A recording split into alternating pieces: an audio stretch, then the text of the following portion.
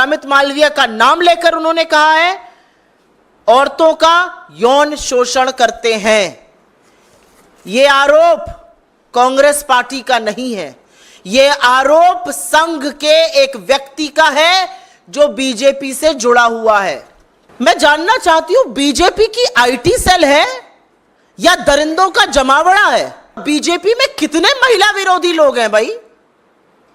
हाथरस से लेकर लखीमपुर, लखीमपुर से लेकर उन्नाव, उन्नाव से लेकर चाहे वो उत्तराखंड की अंकिता भंडारी हो, चाहे वो गुजरात की बेटी बिल्किस बानो हो, चाहे वो इस देश की सबसे होनहार खिलाड़ी बेटियां हो, हर बार आरोपी बीजेपी का नेता, कभी कुलदीप सेंगर तो कभी चिन्मय आनंद तो कभी ब्रजभूषण तो कभी अंकिता भंडारी का हत्यारा जिसके पिता बीजेपी के नेता है। कैसे लोगों से बीजेपी भरी पड़ी है? हमारी मांग है कि जब तक जांच पूरी तरह से कार्रवाई ना हो जाए, सत्तारूढ़ दल के इतने बड़े पद पर एक ऐसा व्यक्ति नहीं बैठ सकता है जिस पर इतने बड़े यौन शोषण के गंभीर आरोप लगे हैं। एक शब्द नहीं बोल रही है भारतीय जनता पार्टी। ना वो ब्रजभूषण पे बोलते हैं, ना वो कुलदीप सिंह सेंगर पे बोलते हैं, ना वो चिन्मय आनंद पर बोले, ना वो हाथरस पे बोले, ना वो लखीमपुर के चीरहरण पे बोले, ना वो अंकिता भंडारी पर बोले, ना वो आईआईटी बीएचयू पर बोले, ना वो बिल्किस बानो पर बोले। लेकिन इस देश ने आपको दिखाया, इस देश की महिलाओं ने आपको दिखाया, आप जिसको अपनी जीत बनाकर चल रहे हैं वो निर्णायक नैतिक हार है और बहुत कारणों से हुई। उसमें से एक कारण यह भी था कि आप इस देश की आधी आबादी के तिरस्कार में और हर वक्त संरक्षण आरोपियों को देने में खड़े होते हैं। आप देख रहे हैं देश लाइव, देश की आवाज। 24 घंटे नहीं हुए हैं एनडी गठबंधन की सरकार बने, नरेंद्र मोदी को प्रधानमंत्री पद की शपथ लिए और भारतीय जनता पार्टी के लोगों के काले कारनामों ने एक बार फिर सिर शर्म से झुका दिया है। और ये जो आरोप लग रहे हैं ये हम नहीं लगा रहे हैं, ये बीजेपी के अंदर से, संघ के अंदर से उनके नेता, उनके कार्यकर्ता, उनके समर्थक लगा रहे हैं। अब जो आरोप सामने आया है उसमें बीजेपी के नेता और उनकी आईटी सेल, जिसको मैं फेक न्यूज की फैक्ट्री कहती हूं, उसके सरगना अमित मालवीय पर आरएसएस के एक नेता ने यौन शोषण का गंभीर आरोप लगाया है। संघ परिवार के नेता हैं शांतनु सिन्हा, वो बीजेपी के बंगाल के पदाधिकारी राहुल सिन्हा के भाई हैं, एबीवीपी के सदस्य रह चुके हैं, हिंदू संघ के प्रमुख हैं। उनका कहना है कि बीजेपी आईटी सेल के प्रमुख अमित मालवीय बंगाल में औरतों का यौन शोषण करते हैं और सिर्फ 5 सितारा होटलों में ही नहीं, बीजेपी के दफ्तर तक में ये काली करतूतें चलती हैं। उन्होंने बंगाली में ट्वीट करके, बांग्ला में ट्वीट करके यह भी लिखा है कि बीजेपी नेताओं में होड़ लगी हुई है औरतों की आपूर्ति करने की। उनका कहना है कि ये सब लोग मिलकर और अमित मालवीय का नाम लेकर उन्होंने कहा है औरतों का यौन शोषण करते हैं। ये आरोप कांग्रेस पार्टी का नहीं है, यह आरोप संघ के एक व्यक्ति का है जो बीजेपी से जुड़ा हुआ है। मैं जानना चाहती हूं बीजेपी की आईटी सेल है या दरिंदों का जमावड़ा है? आपको याद होगा उत्तर प्रदेश के आईआईटी बीएचयू का वो गैंग रेप कांड, जिसमें सक्षम पटेल, कुणाल पांडे, आनंद चौहान जैसे लोगों का नाम आया था। ये सब शीर्ष नेतृत्व ही नहीं, प्रधानमंत्री मोदी के बड़े करीबी लोग, लेकिन ये बीजेपी की आईटी सेल के संयोजक, सह संयोजक और उसके सदस्य थे। तो दरिंदों का जमावड़ा है क्या बीजेपी की आईटी सेल? आज सवाल इस बात का है, आज सवाल इस बात का है कि बीजेपी की आईटी सेल में कैसे लोग हैं भाई? एक ध्रुव सक्सेना था, आईएसआई की मुखबिरी करते हुए पकड़ा गया था, हिंदुस्तान में मुखबिरी करता था आईएसआई के लिए। ये किन दरिंदों से, किन लोगों से भरा हुआ है बीजेपी की फेक न्यूज फैक्ट्री, बीजेपी की आईटी सेल। और बीजेपी में कितने महिला विरोधी लोग हैं भाई। हाथरस से लेकर लखीमपुर, लखीमपुर से लेकर उन्नाव, उन्नाव से लेकर चाहे वो उत्तराखंड की अंकिता भंडारी हो, चाहे वो गुजरात की बेटी बिल्किस बानो हो, चाहे वो इस देश की सबसे होनहार खिलाड़ी बेटियां हो, हर बार आरोपी बीजेपी का नेता। कभी कुलदीप सेंगर, तो कभी चिन्मय आनंद, तो कभी ब्रजभूषण, तो कभी अंकिता भंडारी का हत्यारा जिसके पिता बीजेपी के नेता है। कैसे लोगों से बीजेपी भरी पड़ी है। और सवाल इस बात का है कि इतने गंभीर आरोप आपके एक बड़े पदाधिकारी के खिलाफ लगे हैं, लेकिन एक शब्द नहीं बीजेपी की ओर से, कोई प्रतिक्रिया नहीं, कोई उस पर एक्शन लेने की बात नहीं। तो आज सवाल इस बात का है कि सुई टपक सन्नाटे का सच क्या है। किसको बचाया जा रहा है, क्यों बचाया जा रहा है, किसके कहने पर बचाया जा रहा है। अगर इतना बड़ा आरोप किसी बीजेपी के बड़े पदाधिकारी पर लगा है तो बीजेपी का नेतृत्व क्या कर रहा है। नरेंद्र मोदी किस मुंह से महिलाओं की संरक्षण की बात करते हैं जब वो संरक्षण हर बार आरोपी को देते हैं। और ये महज संयोग नहीं है, महज संयोग नहीं है कि फिर से यौन शोषण का आरोप एक ऐसे व्यक्ति पर लगा जो सत्तारूढ़ दल में एक बड़े पद पर बैठा है, जो प्रचार प्रसार का एक तरह से प्रमुख है, जो नैरेटिव बनाता है। इस व्यक्ति ने अपना इतिहास इनका खखोल लीजिएगा, इतने ऐसे व्यक्ति को ऐसे पद पर बिठाना यह बीजेपी का नैतिक दिवालियापन दिखाता है। यह वो व्यक्ति है जिसने खुलेआम पोर्नोग्राफी की बात करी है।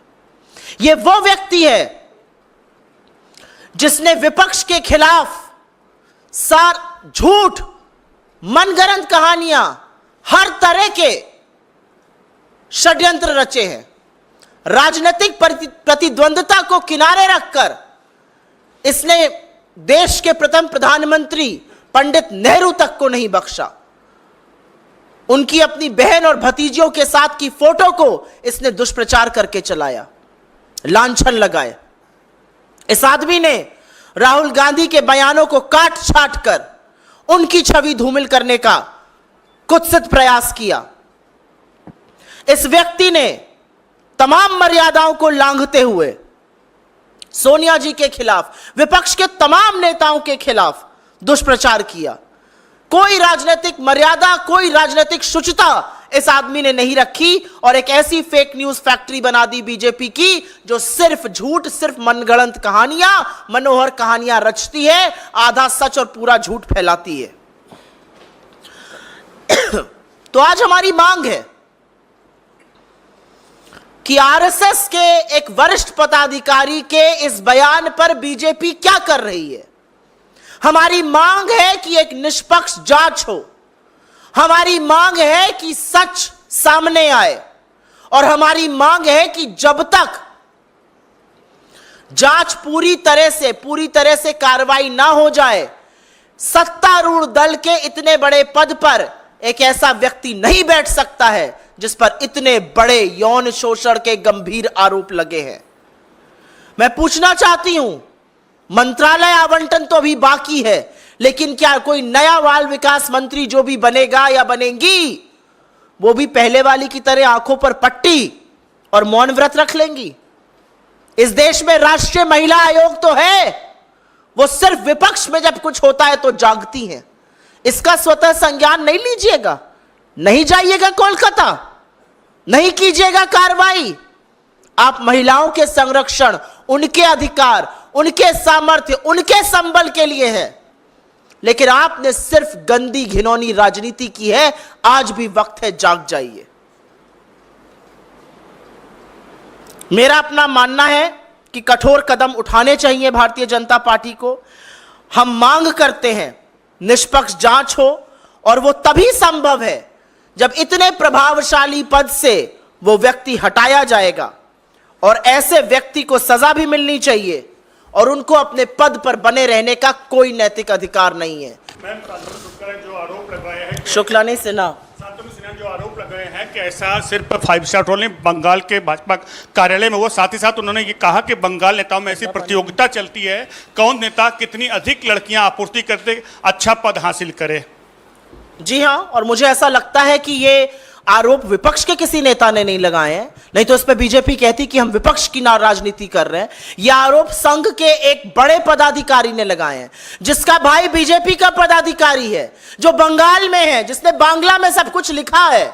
तो हम ये पूछना चाहते हैं कि बीजेपी किस चीज का इंतजार कर रही है? क्यों आपकी आईटी सेल ऐसे दरिंदों से, ऐसे देशद्रोहियों से, ध्रुव सक्सेना जैसे लोगों से, सक्षम पटेल जैसे लोगों से, अमित मालवीय जैसे लोगों से भरी पड़ी है? इस देश की आधी आबादी आपसे पूछ रही है, 63 सीटें हारने के बाद क्या आपके अंदर की नैतिकता जागेगी? यह पूछना चाहती है इस देश की आधी आबादी, या फिर से एक आरोपी एक दरिंदे के साथ खड़े होकर उसको संरक्षण दीजिएगा? मैं जानना चाहती हूं, जो औरतों के नाम पर गंदी राजनीति करते हैं, क्या वो वहां जाएंगे? क्या इसका संज्ञान लेंगी नेशनल कमीशन ऑफ वुमेन की चीफ, या आंखों पर पट्टी और मुंह में दही जमाए चुप और मौन व्रत ले लेंगी? आज सवाल इस बात का है। कोई और सवाल इस पर? मैम, 2 दिनों से टीएमसी भी इस मसले को उठा रही है, और वहां पर राज्य में टीएमसी की सरकार भी है जो आपकी सहयोगी है। तो क्या अब तक इस मामले में एफआईआर दर्ज हुई है, और क्या आप मांग करेंगी कि जांच के लिए इसमें अमित मालवीय की गिरफ्तारी हो? मेरा अपना मानना है कि बंगाल में जो सरकार है और जिसकी प्रमुख ममता बनर्जी जी हैं, वो जरूर इस मसले का संज्ञान ले रही हैं, और जरूर इस पर कानूनी और पुलिस कार्रवाई होगी। अगर एक व्यक्ति इतने गंभीर आरोप लगा रहा है बीजेपी के एक प्रमुख पदाधिकारी पर, तो आपके सामने 2 औचित्य हैं। या तो बीजेपी आए और पूरे दमखम के साथ कहे कि यह आरोप गलत है, हम इनको सिरे से खारिज करते हैं, जिसने आरोप लगाया है हम उसके खिलाफ कानूनी कार्रवाई करेंगे, करें मानहानि का दावा।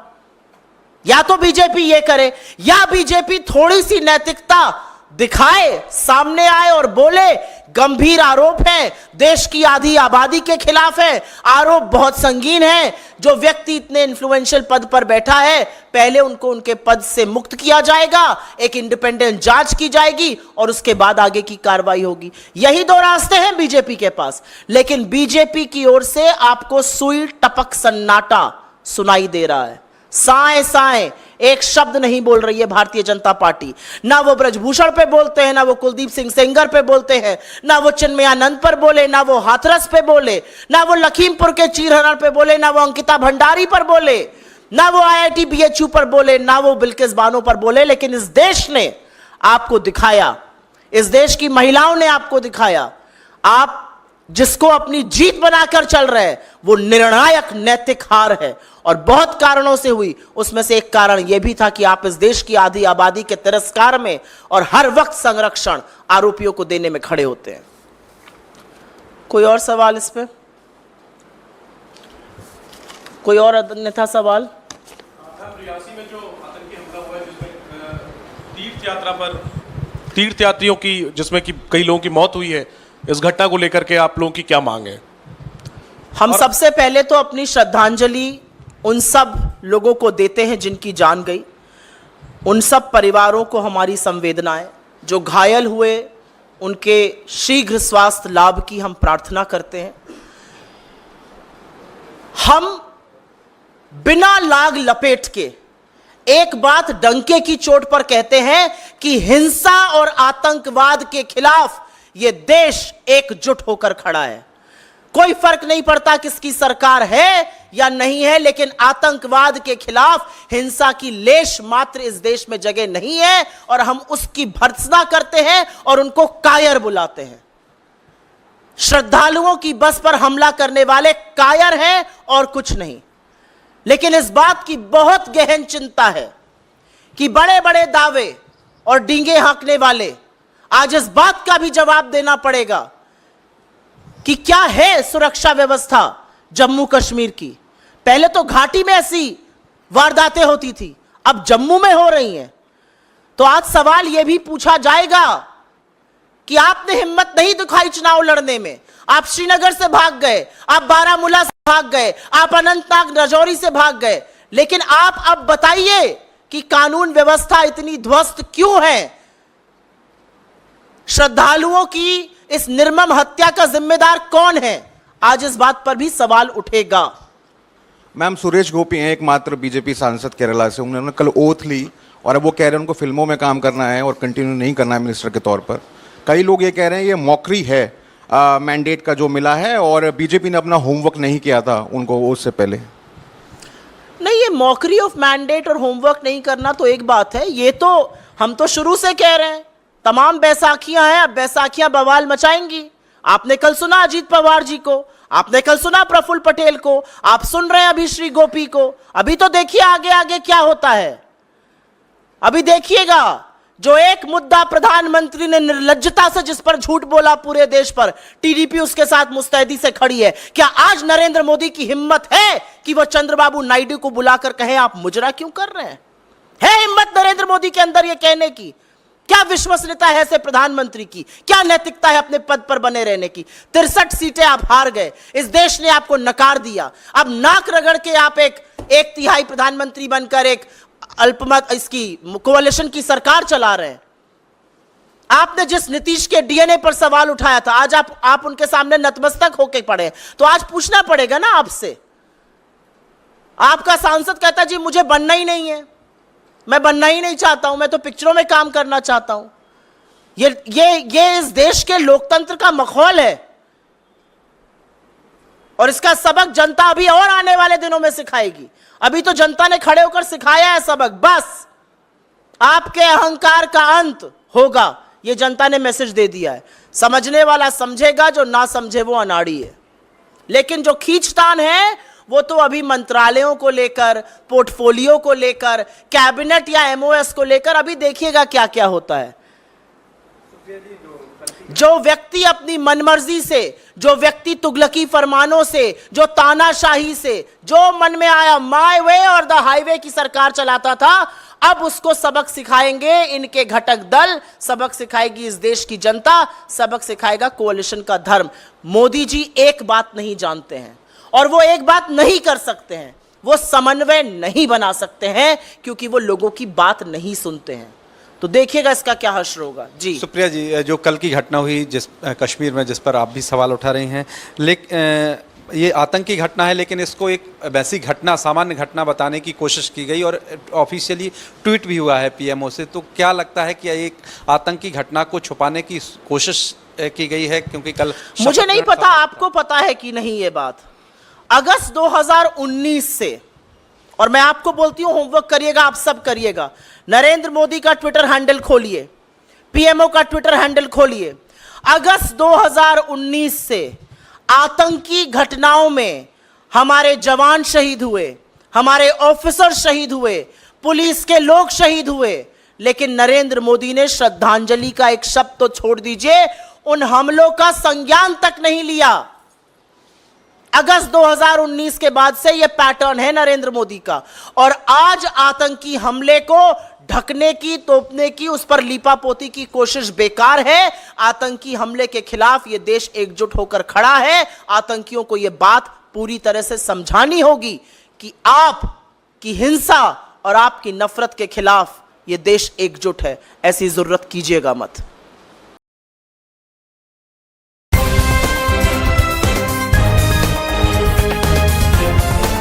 देश और दुनिया की तमाम छोटी और बड़ी खबरों के लिए हमारे चैनल को सब्सक्राइब करना न भूलें और बेल का बटन जरूर दबाएं।